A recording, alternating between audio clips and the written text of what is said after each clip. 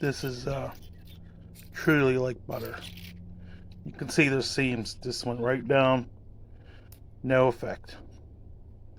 That's I heat this up 10 degrees per hour, down 10 degrees per hour.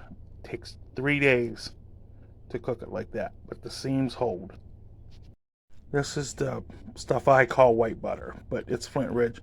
But you can see there's a seam runs right up through there, and you can see the seam in that flake. No danger of that breaking, and I can make a point out of that flake.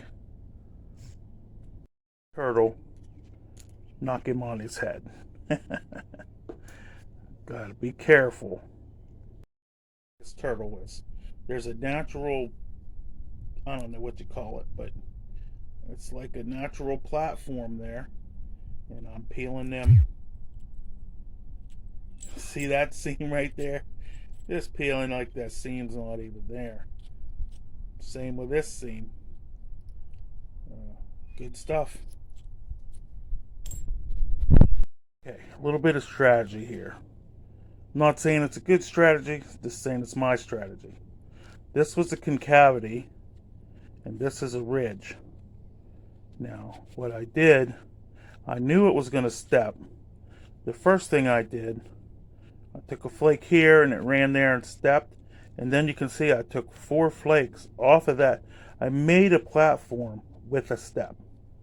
I didn't overshoot, didn't ruin anything over here, but it got me over that hump. Now it left me, if you look right here, this was a concavity. I shot the flake just hard enough to give me a good ridge right here, and I'm hoping that when I knocked this end off and I made a platform, I'm hoping to shoot a flake from there, come down along that ridge, and wipe all this out. One shot. That's the plan.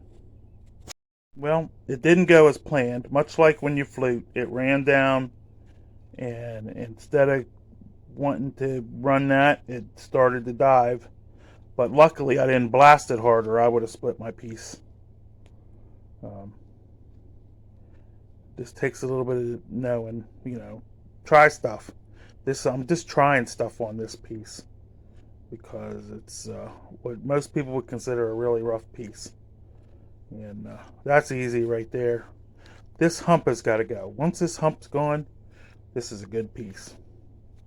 Trying not to lose a whole bunch of length, but I wanted to make a platform so I can get this hump. So what I did was I took where this edge is, see that weird crack, and I used that for a platform. And you can see I lost maybe 1/8 of an inch, but now I have a continuous platform that I can take this hump, and I've whittled it down enough that it's not going to be too hard. And you can see right there is still my original piece, so we're going pretty good so far. You can see there's my first shot on the platform I made.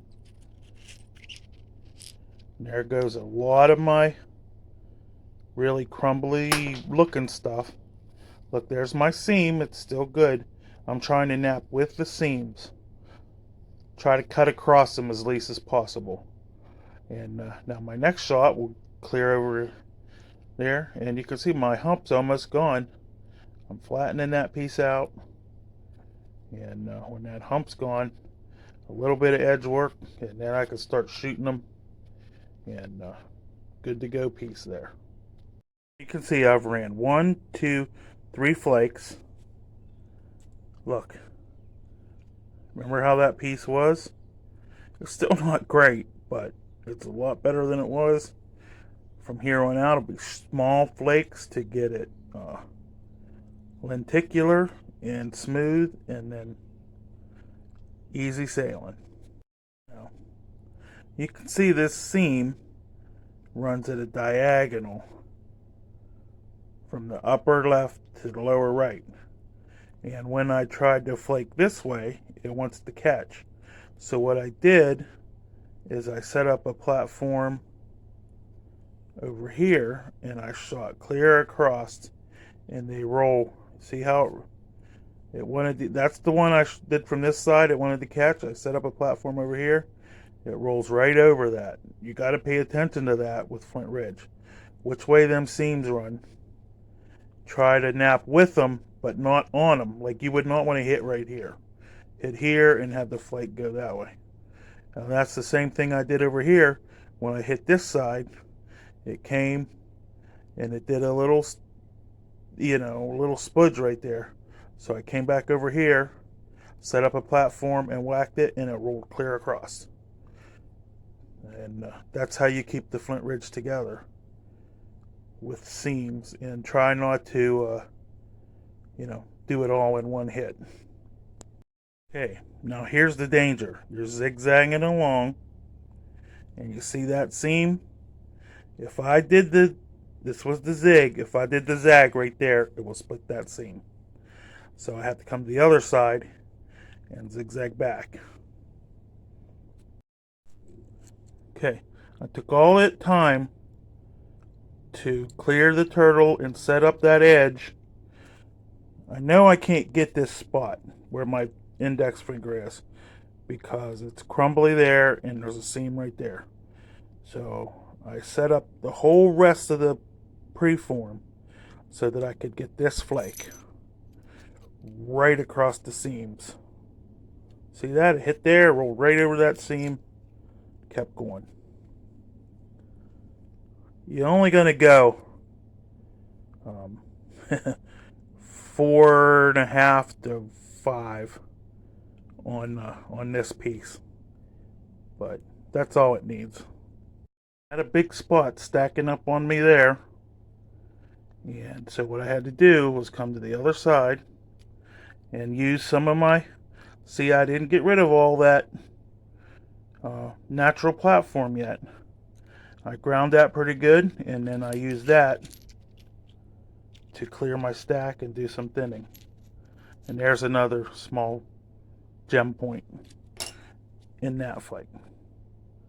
Now I took a big bit out there, so I got to be careful. But I'm working, once I get this where the original flake wanted to dive out, I'll be smooth sailing. Yeah. It's hard to see, but right there at my thumb is that seam. I got to past it. So I got to flake that back a little bit and dull it so that it's really strong. And then I could go ahead and clean off the rest of this diamond. And I'll have a pretty good preform from that clunky piece.